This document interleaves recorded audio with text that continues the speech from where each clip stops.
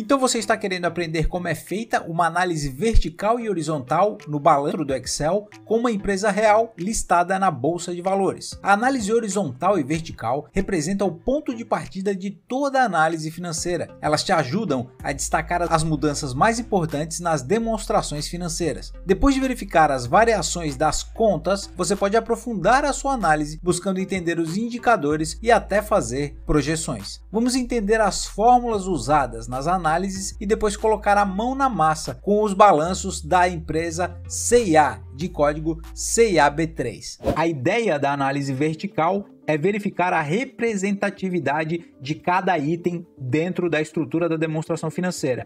Lembra que toda demonstração financeira, o balanço patrimonial e a DRE, é composta de contas analíticas e sintéticas. Por exemplo, o balanço patrimonial eu tenho o grupo do ativo. Ok, dentro do grupo do ativo eu tenho uma divisão, lembra? Ativo circulante e não circulante. Isso são grupos. E agora eu vou descer mais um nível. Eu vou ter dentro do meu circulante caixa e equivalente de caixa, contas a receber, estoques, e aí eu vou descendo até o nível máximo de detalhamento.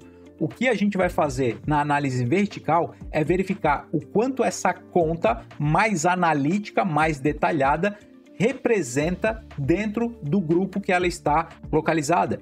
Então, a fórmula é igual para todas as demonstrações. Eu vou pegar o elemento do ativo, ou seja, a conta contábil, e vou dividir pelo ativo total.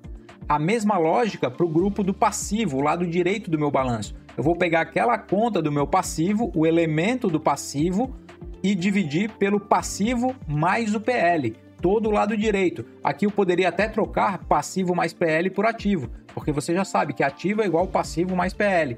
E aí, por meio dessa porcentagem, afinal eu estou fazendo uma divisão e aí eu multiplico por 100 para ter isso em porcentagem, para que eu possa analisar melhor, eu vou ter o percentual de participação em relação ao ativo total e o percentual da conta do passivo em relação ao passivo total. Essa é a interpretação que você tem que ter da análise vertical. Na DRE, quando eu faço a análise vertical, eu parto da minha receita líquida. Ela é o denominador da minha divisão. Então eu vou pegar cada elemento de resultado, cada conta de resultado e dividir pela receita líquida.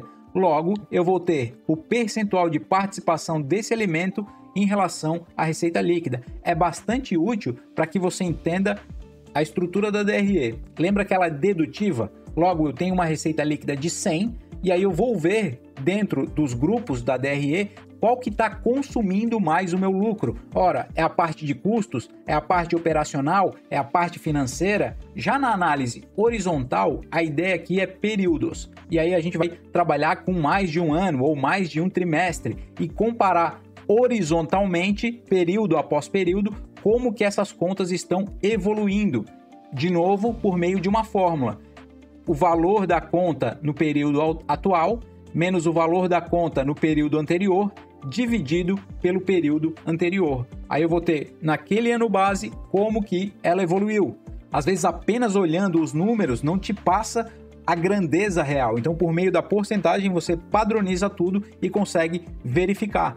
A análise horizontal tem várias maneiras de ser feita. Você consegue fixar um ano como base e calcular todos os percentuais em relação a esse ano base. Ou você pode calcular período a período. Olha, de um ano para o outro aumentou 10%, depois diminuiu 20%. Isso aí vai da sua escolha. Eu prefiro período a período. E aí você consegue verificar como que estão evoluindo aquelas contas. Então basta você escolher qual vai ser o seu denominador. Basicamente, a ferramenta utilizada para fazer análise vertical e horizontal é o Excel, isso tudo fica muito mais facilitado e a gente vai fazer passo a passo montando as fórmulas no Excel para que você perceba. Então aqui eu estou no Excel com o balanço da CIAB3 de 3 períodos distintos e consecutivos. O que a gente vai fazer para começar a trabalhar? Primeira coisa, ele está bem formatadinho. Aqui em cima eu tenho o grupo do ativo, dividido em ativo circulante, não circulante e ativo total. E aqui eu tenho passivo circulante, não circulante, patrimônio líquido e a soma dos três, fechando aí com a nossa equação da contabilidade. Então, para começar a trabalhar aqui no Excel, a gente vai inserir colunas entre esses períodos para fazer primeiramente a nossa análise vertical. Para isso, você pode clicar aqui na coluna do lado dos números que você quer fazer a análise e clica com o botão inserir, que ele vai inserir uma coluna para você. Uma outra maneira é você selecionar a coluna onde você quer inserir e apertar as teclas Ctrl Shift+, que o Excel já acrescenta a coluna para você.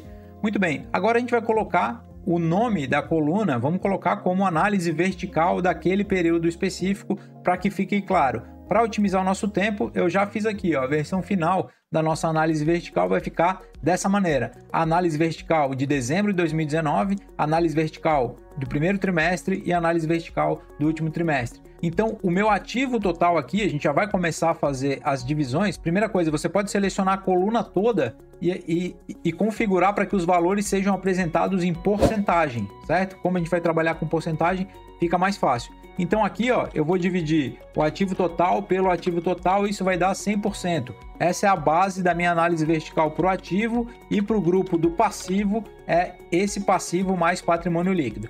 Agora eu vou verificar o quanto cada item aqui dentro participa desse 100%. Qual a composição? A maneira que você tem para fazer isso é igual, seleciona o item e divide pelo valor total lá embaixo. Para facilitar o seu trabalho, você pode apertar F4. F4 vai fixar o valor do meu denominador. Com isso, eu aperto Enter e já tenho que o meu passivo circulante representa 29% do meu passivo mais patrimônio líquido. Como você fixou, é só arrastar para baixo que a fórmula é aplicada para todos os itens. Vamos fazer a mesma coisa para o meu ativo, seleciona a conta, divide pelo ativo total e já fixa o meu ativo total com F4. Dá um Enter, o meu ativo circulante compreende 50% do meu ativo total. Arrasta para baixo e você já tem todas as composições. Vamos fazer a mesma coisa para todos os anos.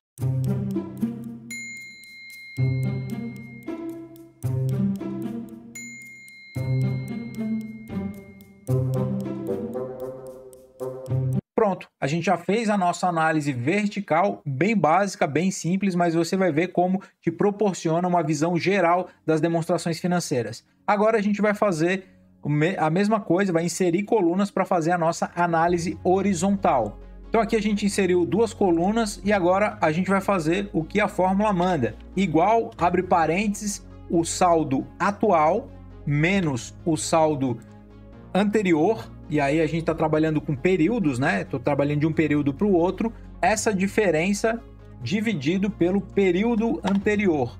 Logo, eu tenho que de dezembro de 2019 para 31 de março de 2020, o meu ativo circulante diminuiu 31%.